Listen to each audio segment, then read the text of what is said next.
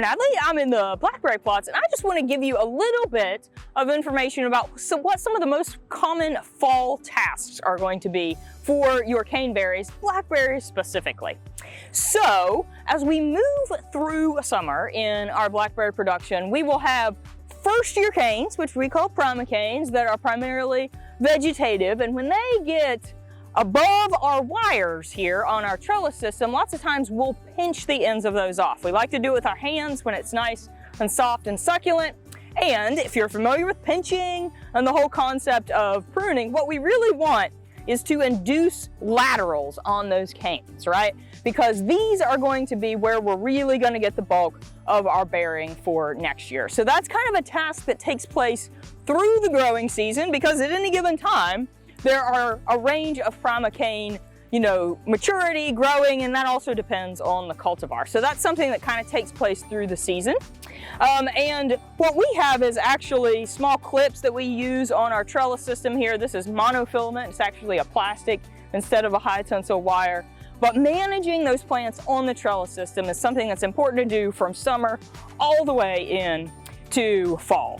Of course, also you'll want to manage your water.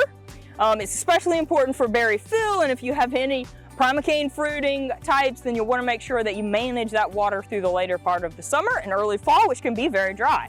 The other important thing that we're doing this time of year are sanitation tasks. And if you look at these plants, you might be thinking, wow, I think I mostly see young canes. Those all look like primocanes to me. And that's true, because we've actually come in and removed the floricanes already. So this was a cane that grew last year. It bore this spring in June. This is Natchez behind me. There's a floricane fruiting type, and then it died back down. And lots of times when you see information about how to manage blackberries, they will instruct you that removing floricanes is a mid-winter or an early spring task. That's not wrong.